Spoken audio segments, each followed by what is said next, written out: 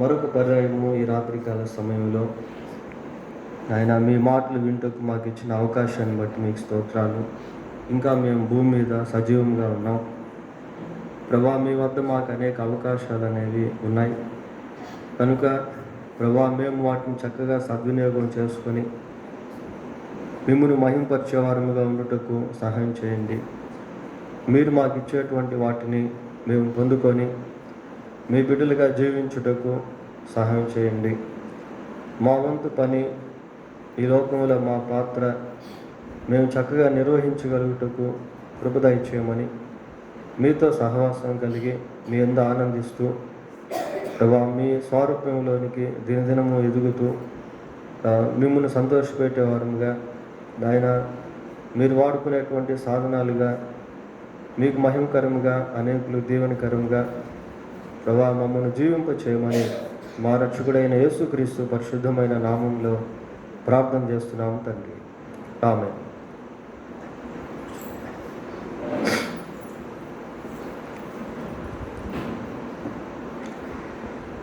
Bible గ్రంథంలో నుండి 130వ కీర్తన 3వ వచనాన్ని చదువుకుందాం.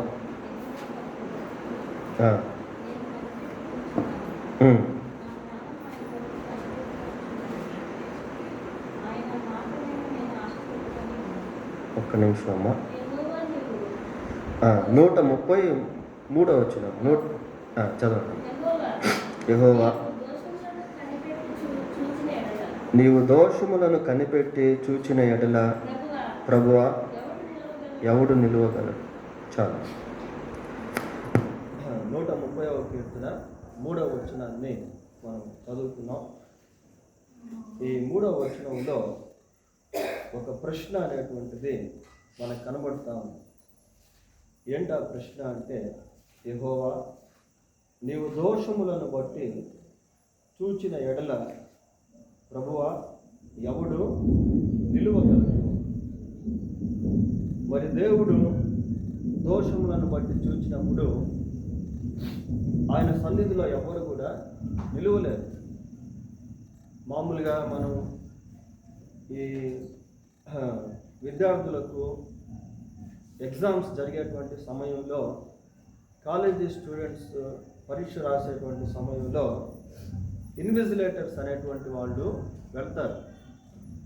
వీళ్ళు ఏం చేస్తారు అంటే, పిల్లలు ఎక్కడైనా కాపీ కొడుతున్నారా, పిల్లలు ఎక్కడైనా మరి స్లిప్స్ పెడుతున్నారా అని పరిశీలించి అటువంటి వారు ఎవరైనా ఉంటే వాళ్ళని కనిపెట్టి పట్టుకుంటారు.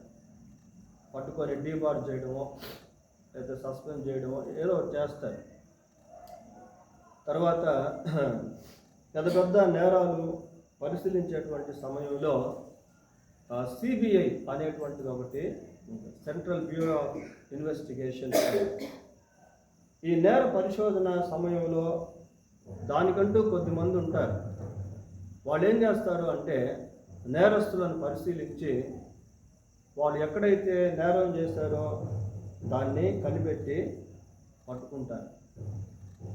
అయితే దేవుడు పరిశీలన చేయకుండానే పాపం ఎక్కడ జరుగుతుందో, నేరం ఎక్కడ జరుగుతుందో అనేది ఆయన ఎరిగినటువంటి వాడుగా ఉన్నాడు. యోబు గ్రంథం 11వ అధ్యాయము 11వ వచనం ఒకసారి చదువుదాం. యోబు గ్రంథం 11వ అధ్యాయము 11వ వచనం ఏమనుంది అక్కడ?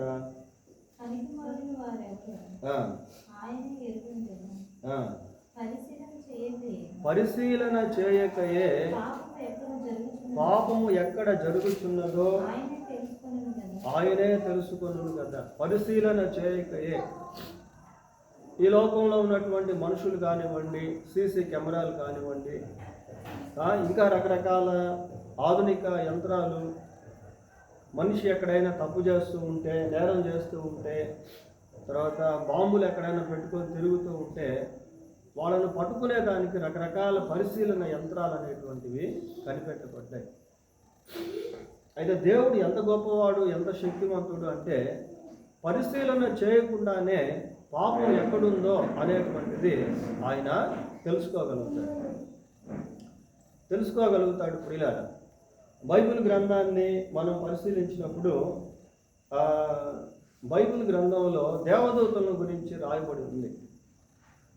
దేవదూతలు సహితము దేవుడు వారిని పవిత్రులుగా ఎంచటం లేదు.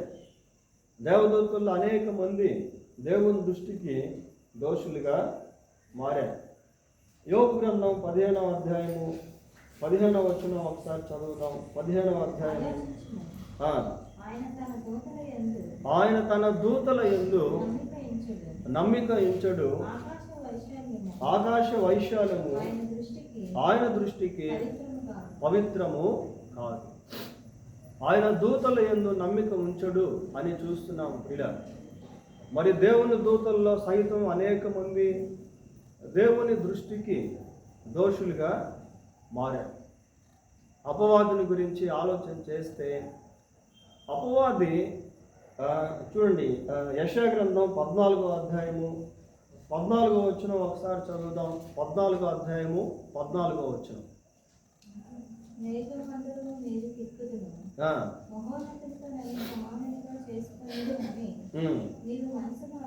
నీవు మనస్సులో అనుకుంటేవి కదా.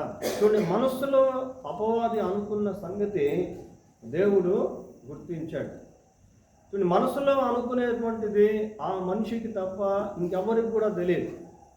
ఈ దేవదూత లూసిఫర్ తన మనసులో అనుకుంటున్నటువంటి విషయాన్ని దేవుడు గుర్తించాడు ప్రియులారా. అందుకే అక్కడ అది రాయబడింది, అందుకే అక్కడ అది చెప్పబడింది.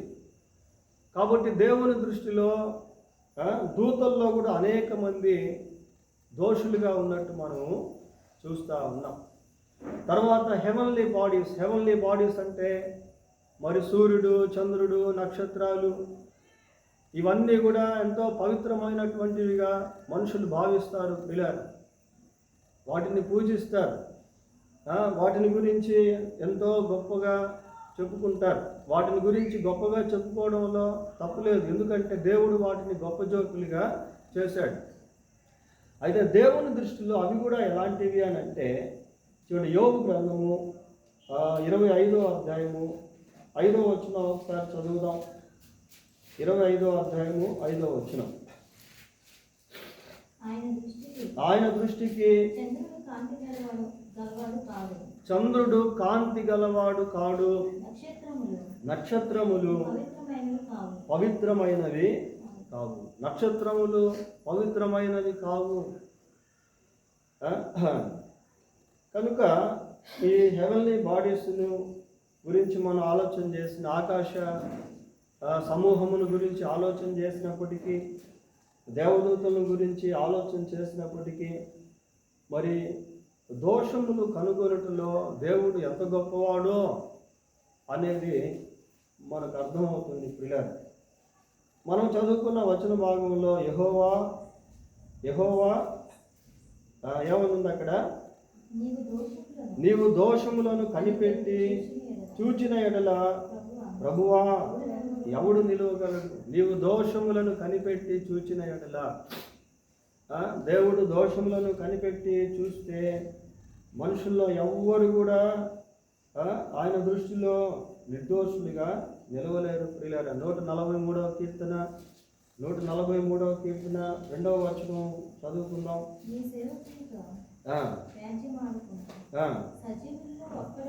సజీవులలో ఒక్కడును నీ సన్నిధిని నీతిమంతుడుగా ఎంచబడు. సజీవుల్లో ఒక్కడును నీ సన్నిధిలో నీతిమంతుడుగా ఎంచబడడు.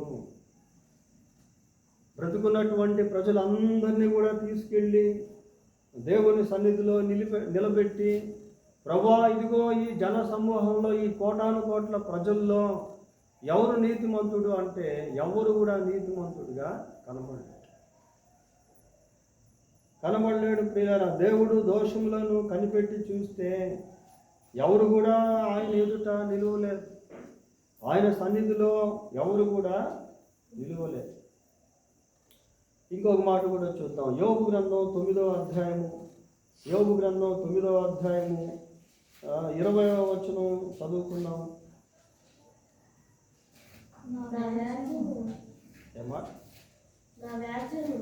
నా వ్యాజ్యము న్యాయమైనను, నా మాటలు నా మీద నేరం మోపును. నేను యథార్థవంతుడైనను దోషి అని ఆయన నన్ను నిరూపించు. నేను యథార్థవంతుడిగా ఒకవేళ కనబడినప్పటికీ, నిజంగా నేను యథార్థవంతుడిగా జీవిస్తూ ఉన్నప్పటికీ ఆయన నన్ను దోషిగా నిరూపిస్తాడు. మానవ జీవితంలో ఎక్కడో ఏదో ఒక చిన్న లోపం అయినా తప్పనిసరిగా ఉండి తీరుతుంది. ప్రియులారా, దేవుని ఎదుట ఎవరు కూడా యథార్థవంతులుగా సంపూర్ణ స్థితిలో ఉండలేరు. ఆయన దోషమును నిరూపిస్తాడు. ప్రభువా, నేను ఇదిగో పవిత్రంగా ఉన్నాను, నేను పరిశుద్ధంగా ఉన్నాను, నేను నిర్దోషిని అని ఎవరు కూడా దేవుని సన్నిధిలో చెప్పజాలరు. దేవుడు మన జీవితాలను గమనించినప్పుడు ఆయన మన జీవితంలో అనేకమైనటువంటి దోషములను కనుగొనేటువంటి వాడుగా ఉన్నాడు. ఒకసారి యేసుక్రీస్తు ప్రభు శరీరధారిగా ఈ లోకంలో ఉన్నటువంటి దినాల్లో కొద్దిమంది వ్యభిచారంలో పట్టబడినటువంటి స్త్రీని ప్రభు సన్నిధికి తీసుకొచ్చారు. ప్రభు సన్నిధికి తీసుకొని వచ్చి ఆయన ఎదుట నిలువబెట్టి అందరూ ఏమంటారంటే ఏకఖండంతో, ప్రభువా, ఇదిగో ఈమె వ్యభిచారం చేస్తుండగా పట్టబడింది, మరి మోషే ధర్మశాస్త్ర ప్రకారం ఈమెని మనం రాళ్లతో కొట్టి చంపాలి అని అందరూ కూడా ఏకకంఠంతో ఆమె మీద నేరం మోపుతున్నారు. పిల్లలు, అటువంటి సమయంలో ప్రభు అన్నాడు, చూడండి, యోహాను సువార్త 8వ అధ్యాయము 7వ వచనం చదువుకుందాం. అడుగుచుండగా ఆయన తల ఎత్తి చూచి, మీలో పాపము లేనివాడు మొట్టమొదట ఆమె మీద రాయి వేయవచ్చునని వారితో చెప్పి మరలా వంగి నేల మీద రాయిచుండెను.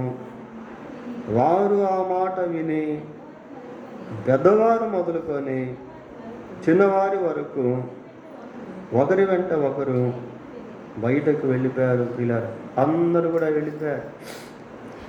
మరి ఆయన ఆ నేల మీద ఏం రాశాడు అనేది బైబిల్లో మనకు చెప్పబడలేదు. ప్రియులారా, ఆయన రాసినటువంటి దాన్ని చూచి ఆయన చెప్పినటువంటి మాటను విని ప్రజలందరూ కూడా అక్కడి నుంచి వెళ్ళిపోయి, ఎవరైతే ఆ స్త్రీని రాళ్లతో కొట్టాలని వచ్చారో, ప్రభువును విమర్శించాలని వచ్చారో, వాళ్ళందరూ కూడా అక్కడి నుండి వెళ్ళిపోయారు.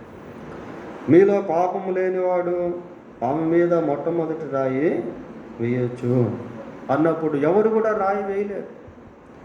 ఎందుకు వేయలేదు అంటే వాళ్ళలో పాపం లేనటువంటి వాళ్ళు ఎవ్వరు కూడా లేరు. ప్రియులారా, ప్రభువు రాస్తూ ఉండగానే వాళ్ళ యొక్క దోషభరితమైనటువంటి స్థితి వాళ్ళకి అర్థమైంది, లేచి వెళ్ళిపోయారు.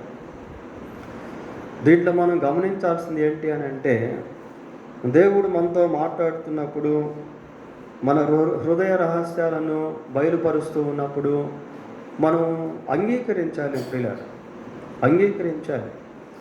ఎవరిలోనైనా ఏదో ఒక లోటుపాటు అనేటువంటిది తప్పనిసరిగా ఉంటుంది. ఇర్మియా గ్రంథం 2వ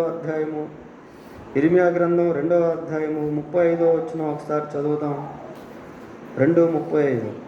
అయినను నీవు నేను దోషిని,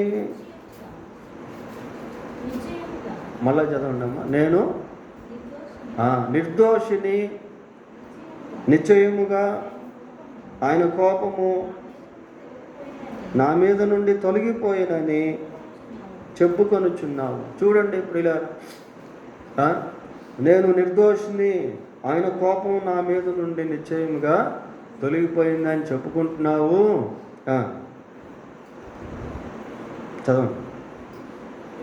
ఇదిగో పాపము చేయలేదని నీవు చెప్పిన దాన్ని బట్టి నీతో నాకు వ్యాజ్యము కలిగింది.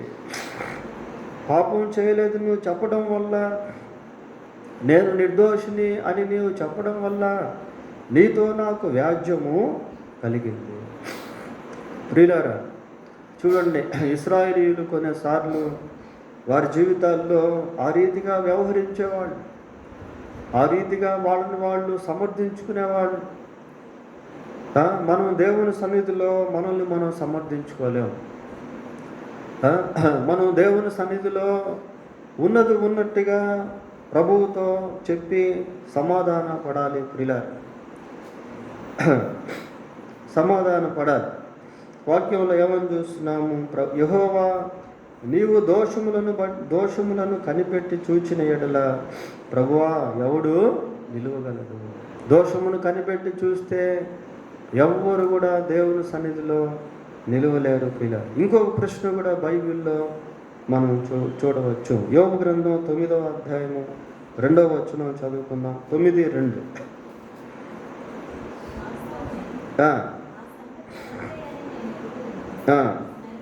నరుడు దేవుని దృష్టికి ఎట్లు నిర్దోషం. ఇక్కడ ఇంకో వన్ మోర్ క్వశ్చన్ ప్రియులారా, ఇంకొక ప్రశ్న మనం చూస్తాం, మనం కనబడతాం. నరుడు దేవుని దృష్టికి ఎట్లు నిర్దోషి అగును. ఏ విధంగా కూడా నరుడు దేవుని దృష్టికి నిర్దోషిగా కాలేడు. ఎవరు కూడా దేవుని దృష్టికి నిర్దోషులుగా తమను తాము రుజువు చేసుకోలేరు, కనపరుచుకోలేరు. ప్రియులారా, so every human being failed to be proved that they have no guiltiness. కాబట్టి ప్రతి మానవుడు కూడా దేవుని దృష్టిలో నిర్దోషులుగా రుజువు చేసుకునేదానికి అవకాశం అనేది అందరూ ఫెయిల్ అయిపోయారు. ఎవరు కూడా దేవుని దృష్టిలో వాళ్ళని వాళ్ళు నిర్దోషులుగా చేసుకోలేరు. పిల్ల ఇంకోసారి చదవాలి. అది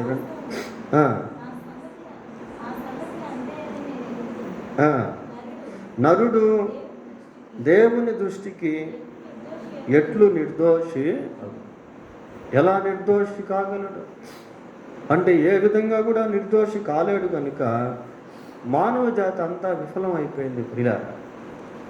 కాబట్టి దేవుడు ఏం చేశాడు అంటే, మనిషి తన సైడ్ నుండి దేవుని దృష్టికి నిర్దోషి కాలేడు, కానీ దేవుని సైడ్ నుండి వెళ్ళాలి, దేవుని వైపు నుండి వెళ్ళాలి. దేవుని వైపు నుండి వెళ్ళినట్లయితే ఎక్కడైతే దోషిగా ఉన్నాడో అక్కడ దేవుని వైపు నుండి వెళ్ళినప్పుడు నిర్దోషిగా మారుతాడు. ఎక్కడైతే ఓడిపోయాడో అక్కడ దేవుని వైపు నుండి వెళ్ళినట్లయితే మళ్ళీ విజయాన్ని పొందుకుంటాడు. కాబట్టి దేవుడు అటువంటి ఏర్పాట్లను మానవాళికి చేశాడు. యెషయా గ్రంథం 53వ అధ్యాయము, యెషయా గ్రంథం 53వ అధ్యాయం 6వ వచనం చదువుకుందాం. మనమందరము గొర్రెల వలె త్రోవ తప్పిపోతుమి, మనలో ప్రతి వాడును తనకిష్టమైన త్రోవను తొలిగండి. ఇక్కడ ప్రవక్త మాట్లాడుతున్నాడు ప్రియుల. ప్రవక్తలు, యాజకులు, రాజులు, భక్తులు సహితము, గొప్ప గొప్పవారిగా పిలువబడినవారు సైతము ఎక్కడో ఒక దగ్గర ఏదో ఒక దోషంలోనికి వెళ్ళిపోయారు. మనమందరం త్రోవ తప్పిపోయాం, మనలో ప్రతివాడు తనకిష్టమైన త్రోవకు తొలగిపోయాడు.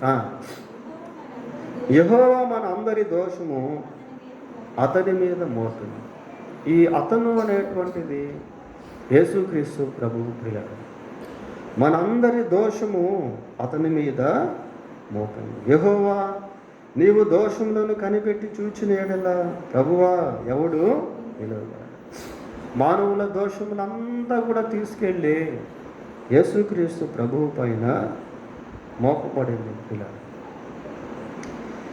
ఇప్పుడు దేవుడు మనల్ని క్రీస్తు ప్రభువులో నుండి చూస్తే తప్ప మనము దేవుని దృష్టిలో నిర్దోషులముగా కనపడదు. రోమాపత్రిక 3వ అధ్యాయము రోమాపత్రిక 3వ అధ్యాయము 20వ వచనం చదువుకుందాం. 3:20. ఏలయనగా ధర్మశాస్త్ర సంబంధమైన క్రియల మూలముగా ఏ మనుష్యుడును ఆయన దృష్టికి నీతిమంతుడని తీర్చు. ఇందాక కూడా మనం ఇట్లా ఉండే వాక్యాన్ని చదువుకున్నాం ప్రియులారా. ఎవరు కూడా ఆయన దృష్టిలో నీతిమంతుడిగా తీర్చబడు. ధర్మశాస్త్ర క్రియల మూలంగా అంటే ఎంత న్యాయపరంగా జీవించినా, నిర్దోషపరంగా జీవించినా, ధర్మశాస్త్రాన్ని సంపూర్తిగా అనుసరించి జీవించిన దేవుని దృష్టిలో మనుషులు నీతిమంతులుగా ఎంచబడలేరు, తీర్చబడలేరు. ధర్మశాస్త్రము వలన పాపమనగా ఎట్టిదో తెలియబడుచున్నది. ధర్మశాస్త్రం అనేది లేకపోతే పాపం ఏంటో తెలియదు ప్రియుల. బైబిల్ చదవనటువంటి వాళ్ళకి చాలా వరకు పాపం అంటే ఏంటో తెలియదు. బైబిల్ చదువుతూ ఉన్నప్పుడు పాపం అంటే ఏందో తెలుస్తుంది. చట్టాలు లేవనుకోండి, పాపం అంటే ఏమో తెలియదు. ఒక లాయరు నాతో మాట్లాడుతూ అన్నాడు, అయ్యా మరి దాదాపు 1 సంవత్సరం వరకు బైబిల్ గ్రంథాన్ని టీచ్ చేస్తారు. ఎందుకంటే బైబిల్లో చట్టం అనేటువంటిది ఉంది, న్యాయం అనేటువంటిది ఉంది. కాబట్టి చట్టాలు దేవుని వాక్య మూలముగా రూపొందించబడ్డాయి. దేవుని వాక్యం అనేటువంటిది లేకపోతే న్యాయపరమైనటువంటి చట్టాలు ఉండవు ప్రియులారా. న్యాయపరమైనటువంటి చట్టాలు ఉండవు. ధర్మశాస్త్రం అనేది లేకపోయినట్లయితే పాపం అంటే ఏందో అనేది తెలియదు. ఇట్లుండగా ధర్మశాస్త్రమునకు వేరుగా దేవుని నీతి బయలుపరచబడుచున్న. ధర్మశాస్త్రమునకు వేరుగా అంటే ధర్మశాస్త్రంతో సంబంధం లేదు. ఇంకా ధర్మశాస్త్ర సంబంధంగా వెళ్ళినట్లయితే ఎవరు కూడా దేవుని దృష్టిలో నిర్దోషులుగా ఎంచబడలేరు ఇలా. ధర్మశాస్త్ర క్రియల వలన ఎవరైనా దేవుని దృష్టిలో నిర్దోషులుగా నిరూపించుకోవాలంటే అది ఎవరి వల్ల కాదు. ఎందుకంటే ధర్మశాస్త్రం సంపూర్తిగా ధర్మశాస్త్రాన్ని నెరవేర్చినటువంటి వాళ్ళు ఒక యేసుక్రీస్తు ప్రభు తప్ప ఎవరు కూడా లేరు. కాబట్టి ఈ నీతి ఎలాగుంది అంటే ధర్మశాస్త్రానికి వేరుగా ఉంది, outside of the law. ధర్మశాస్త్రానికి ప్రత్యేకంగా ఉంది ప్రియులారా. వేరుగా దేవుని నీతి బయలుపరచబడుచున్నది. దానికి ధర్మశాస్త్రమును ప్రవక్తలను సాక్ష్యమిచ్చుచున్నారు. అది అంటే ఆ నీతి యేసుక్రీస్తునందలి విశ్వాస మూలమైనదై నమ్మువారందరికీ కలుగు దేవుని. ఎంత మంచి మాట ప్రియులారా. అది యేసుక్రీస్తునందలి విశ్వాస మూలమైనదై నమ్మువారందరికీ కలుగు దేవుని నీతి. ఇది మన సొంత క్రియల చేత సంపాదించిన నీతి కాదు. మన దోషములన్నిటిని కూడా యేసుక్రీస్తు ప్రభువు తన మీద వేసుకున్నాడు ప్రియులారా. ఆయన మీద మన దోషములన్నీ మోపబడ్డాయి. మన అతిక్రమ క్రియలను బట్టి ఆయన గాయపరచబడ్డాడు. మన దోషములను బట్టి ఆయన నలగొట్టబడ్డాడు. ఆయన శిలువ మరణము ద్వారా ఈ నీతి అనేటువంటిది మనకి ఇవ్వబడుతుంది. When God sees us in Christ, we will be blameless in His sight. దేవుడు మనల్ని క్రీస్తు ప్రభువులో నుండి చూచినప్పుడు ఆయన దృష్టిలో నిందారహితులముగా మనం కనిపిస్తాం, నిర్దోషులముగా కనిపిస్తాము ప్రియులారా. కొలసీ పత్రిక 1వ అధ్యాయము, కొలసీలకు రాసిన పత్రిక 1వ అధ్యాయము 22వ వచనాన్ని చదువుకున్నాం. తన సన్నిధిని పరిశుద్ధులుగాను నిర్దోషులుగాను నిరపరాధులుగాను నిలువబెట్టుటకు. చూడండి ప్రియులారా ఎలాగుందా మాట. మూలవాక్యంలో మనం ఏం చూస్తున్నాము? యెహోవా నీవు దోషములను కనిపెట్టి చూచిన ఎడల ప్రభువా ఎవడు నిలవగలడు? Who can stand? In your century, నీ సన్నిధిలో, నీ పరిశుద్ధ స్థలములో, లేక నీ ఎదుట, నీ సముఖమందు ఎవరు నిలవగలరు? ఈ కొలసి 1వ అధ్యాయం 22వ వచనానికి వచ్చేసరికి అక్కడ దేవుని ప్రణాళిక అనేది మనకు కనబడతాం. చదవండి. నిర్దోషులుగా నిలువబెట్టుటకు ఆయన మాంసాయుక్తమైన దేహమందు మరణము వలన ఇప్పుడు మిమ్మును సమాధానం. యేసు ప్రభు శిలువ మరణము ద్వారా, యేసు ప్రభు యొక్క రక్త మాంసమును బలియాగము ద్వారా దేవుడు మానవ జాతిని తనతో సమాధాన పరచు. ఎందుకు అంటే వారు దేవుని సన్నిధిలో నిర్దోషులుగా నిలవకూడదు, పవిత్రులుగా నిలవకూడదు. అది ప్రియులారా, నీవు దోషములను కనిపెట్టి చూచిన ఎడల ప్రభువా ఎవడు నిలవడు, ఎవరు కూడా నిలవలేరు ప్రియులారా. కాబట్టి మనం ఏం చేయాలి అంటే దేవుని సన్నిధిలో నిర్దోషులుగా కనబడాలి అన్నా, నిరపరాధులుగా కనబడాలి అన్నా, నీతిమంతులుగా కనబడాలి అన్నా మనం యేసు ప్రభు యొక్క రక్తము క్రిందకి రావాలి. యేసు ప్రభు ఇదిగో నా పాపముల కొరకు సిలువలో తన రక్తాన్ని చిందించాడు అనే విశ్వాసంలోనికి మనం రావాలి. రోమాపత్రిక 5వ అధ్యాయము 9వ వచనం చదువుకున్నాం. కాబట్టి ఆయన రక్తము వలన ఇప్పుడు నీతిమంతులుగా తీర్చబడి మరింత నిశ్చయముగా ఆయన ద్వారా ఉగ్రత నుండి ఇప్పుడు నీతిమంతులుగా తీర్చు. ఎక్కడ ఎలాగా అంటే ఆయన రక్తము, యేసు ప్రభు శిలువలో కార్చిన రక్తము వలన మనం నీతిమంతులముగా తీర్చిపడతాం. ఈ విశ్వాసం మనకు రావాలి, ఈ నమ్మకం మనకు రావాలి. యేసు ప్రభు నా కొరకు శిలువలో తన రక్తం చిందించాడు, ఆయన రక్తము ద్వారా నాకు పాపక్షమాపణ కలుగుతుంది, ఆయన రక్తము ద్వారా నేను నీతిమంతురాలిగా తీర్చిపడతాను, ఆయన రక్తము ద్వారా దేవుడు నన్ను నిర్దోషిగా చూస్తాడు అన్న ఆ గ్రహింపు మనం పొందుకోవాలి. పొందుకొని ప్రభువునందు విశ్వాసం ఉంచి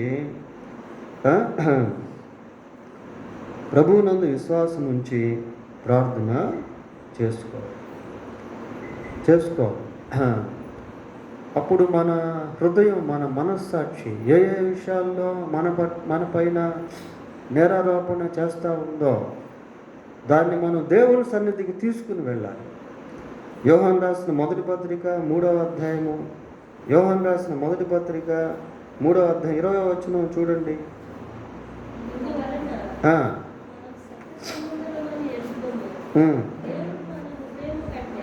దేవుడు మన హృదయము కంటే అధికుడై సమస్తమును ఎరిగి ఉన్నాడు కనుక మన హృదయము, చూడండి ప్రియులారా, ఏ విషయముల్లో మన యందు దోషారోపణ చేయునో ఆయా విషయముల్లో ఆయన ఎదుట మన హృదయములను ఆయన ఎదుట సమ్మతిపరచుకోవాలి. దోషారోపణ మన హృదయం చేస్తుంది అంటే మనం ధన్యులు అని అర్థం ప్రియులారా. అంటే we have such kind of sensation, ఆ స్పర్శ మనకు ఉంది అని అర్థం. కొద్దిమందికి ఆ చలనం అనేటువంటిది ఉండదు, ఆ స్పర్శ అనేటువంటిది ఉండదు. మన హృదయం మన మీద దోషారోపణ చేస్తూ ఉందంటే అది మనకు మంచిది. ఎందుకు అంటే మనం సరి చేసుకునే దానికి అవకాశం అనేది ఇవ్వబడదు. లోకంలో చాలామందికి సత్యం తెలియదు. ఎంతోమంది దోషారోపణ హృదయాలతోనే కన్ను మూస్తారు ప్రియులారా. కనుక మన హృదయం ఎక్కడైతే మన మీద దోషారోపణ చేస్తూ ఉందో, దోషాన్ని ఆరోపిస్తూ ఉందో, నేరాన్ని ఆరోపిస్తూ ఉందో దాన్ని మనం దేవునితో ఒప్పుకొని సరి చేసుకొని సమాధాన పడాలి. 32వ కీర్తన 5వ వచనం చదవండి. 32వ కీర్తన 5వ వచనం. నా దోషమును కప్పుకొనక నీ ఎదుట నా పాపమును ఒప్పుకొంటిని. యెహోవా సన్నిధిని నా అతిక్రమములను ఒప్పుకొందును అనుకుంటుని. నీవు నా పాప దోషమును ఎంత మంచి మాట చూడండి.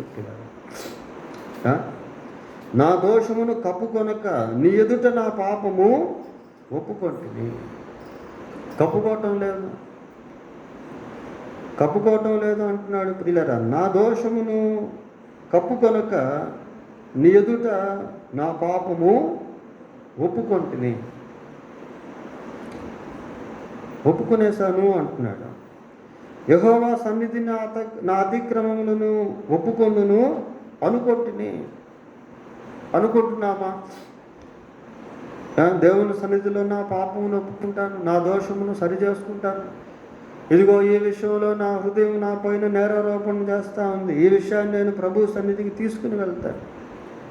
ప్రభు సన్నిధిలో నేను ఒప్పుకుంటాను, ప్రభు సన్నిధిలో నేను సరి చేసుకుంటాను అని మనం ఎప్పుడైతే తీర్మానం చేసుకొని దాన్ని అమలుపరుస్తామో అప్పుడు ఈ మాట మనం చెప్పగలుగుతాం. ఏంటి? నీవు నా పాప దోషమును పరిహరించి ఉన్నావు. మన పాపములను మనం ఒప్పుకొని నేడల ఆయన నమ్మదగిన వాడును నీతిమంతుడును కనుక ఆయన మన పాపములను క్షమించి సమస్త దుర్నీతి నుండి మనల్ని పవిత్రులుగా చేయాలి. అది దేవుని వాగ్దానం. మనం ఒప్పుకుంటే దేవుడు క్షమిస్తాడు. క్షమించడం మాత్రమే కాకుండా మనలను సమస్త దుర్నీతి నుండి పవిత్రులుగా చేస్తాడు. ఇప్పుడు మనం చదువుకున్నటువంటి ఈ వాక్య భాగం మూలవాక్యంలో యెహోవా నీవు దోషములను కనిపెట్టి చూచిన ఎడల ప్రభువా ఎవడు ఆయన సన్నిధిలో ఇక్కడికైతే మనం రాగలమేమో కానీ అక్కడికైతే మనం వెళ్ళలేము. ఇలా మందిరానికైతే రాగలము కానీ పరలోకానికి ఈ రీతిగా మనం వెళ్ళలేము.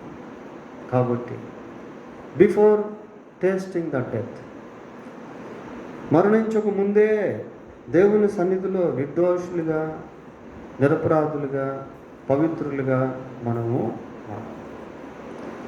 యేసు ప్రభు రక్తం క్రిందకి రావాలి. యేసు ప్రభు నందు విశ్వాసము ఉంచాలి. మన హృదయం ఏ విషయంలో నేరారోపణ చేస్తూ ఉందో అవన్నీ కూడా ప్రభు సన్నిధికి తీసుకుని వెళ్ళాలి.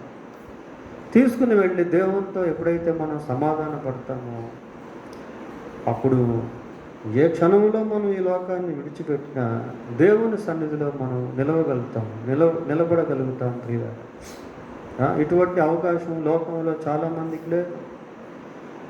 దొంగలుగానే ఉండి చనిపోతున్నారు. నరహంతకులుగానే ఉండి చనిపోతున్నారు. విగ్రహారాధికులుగానే ఉండి చనిపోతున్నారు. ప్రియులారా,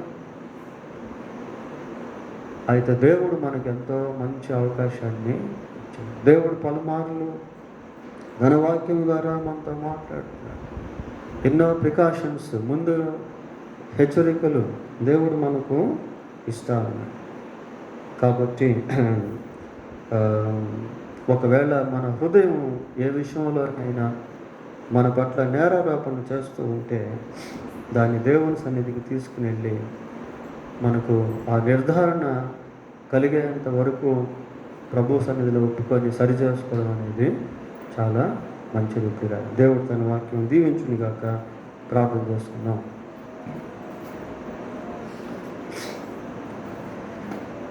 ప్రభువా, మీకు వందనాలు, స్తోత్రాలు నాయన. దోషములను మీరు కనిపెట్టి చూస్తే మీ ఎదుట ఏ ఒక్కరూ నిలవలేరు ప్రభువా. దోషము లేనటువంటి వారు, పాపము లేనటువంటి వారు, నీతిమంతులు లోకంలో ఒక్కరు కూడా లేరు. అయితే క్రీస్తు ప్రభు యొక్క శిలువ మరణము ద్వారా మానవ జాతికి మీరు అనుగ్రహించిన గొప్ప నిర్దోషత్వమును బట్టి మీకు స్తోత్రాలు చెల్లిస్తున్నాం ప్రభువా. ఆయన యేసు ప్రభు యొక్క అమూల్యమైన రక్తములో మీరు మమ్మల్ని చూచేటువంటి దేవుడు, అందును బట్టి మీకు స్తోత్రాలు. మా హృదయం ఏ విషయాల్లో మాపై నేరారోపణ చేస్తుందో నాయన దాన్ని మీ సన్నిధిలో సరిచేసుకునే వారముగా ఉంటూ సహాయం చేయండి. మీరు మాకు సమయం ఇచ్చి ఉన్నప్పుడే, మీరు మాతో మాట్లాడుతూ ఉన్నప్పుడే, మాలో ఇంకా ఎవరైనా మీతో సమాధాన పడని స్థితిలో ఉంటే త్వరగా సమాధాన పడటకు సహాయం చేయండి. మా అనుదిన జీవితంలో ఎన్నో దోషములు ప్రభువా మేము కలిగి ఉన్నాము. మమ్మను దయతో క్షమించండి. మీ పరిశుద్ధమైన రక్తంతో మమ్మను కడిగి పరిశుద్ధపరచండి. మా సమస్త ప్రవర్తనను పరిశుద్ధపరచండి ప్రభువా. నిర్దోషులుగా, నిష్కలంకులుగా, నిరపరాధులుగా ఈ భూమి మీద మమ్మను మీరు జీవింపచేయండి. ఏ అపవిత్రత అంటుకొనకుండా జీవించుడు కృప దయచేయండి. లోకం ఎంతో భయంకరముగా ఉన్నది. లోక మాలిన్యము అంటించుకోకుండా జీవించుటకు శక్తిని దయచేయండి. తన భక్తుల పాదమును తొట్టిల్లకుండా ఆయన కాపాడును అని మీ వాక్యం సెలవిస్తాం. మీరే కనికరించి సహాయం చేయండి. మా ఎదుట ఎటువంటి సైతాన్ సంబంధమైన శోధనలు, ఉచ్చులు, ఉరులు, ఊపులు ఉన్నాయో మాకు తెలియదు ప్రభువా. మీరే మమ్మల్ని కనికరించి వాటన్నిటి నుండి తప్పించండి. మమ్మల్ని పరిశుద్ధులుగా, మీ బిడ్డలుగా జీవింపచేయమని మా ప్రభు అయిన యేసుక్రీస్తు పరిశుద్ధమైన నామములో అయ్యా. మరి లోకంలో ఇంకా ఎంతోమందికి సత్యం తెలియక పాపంలోనే ఉండి చనిపోతున్నారు నాయన. అటు వారిని కూడా మీరు దర్శించండి. వారును ప్రభువా పాపమునకు పరిహారము చెల్లించిన దేవుడు అయిన మీ యొద్దకు రాగలుగుటకు సహాయము చేయమని మా ప్రభు అయిన యేసుక్రీస్తు పరిశుద్ధమైన నామములో ప్రార్థన చేస్తున్నాము తండ్రి. ఆమేన్. పిల్లరా, వార ప్రకటనలో ఒకసారి జ్ఞాపకం చేస్తాం. రేపు సాయంత్రం స్త్రీల పరిచర్య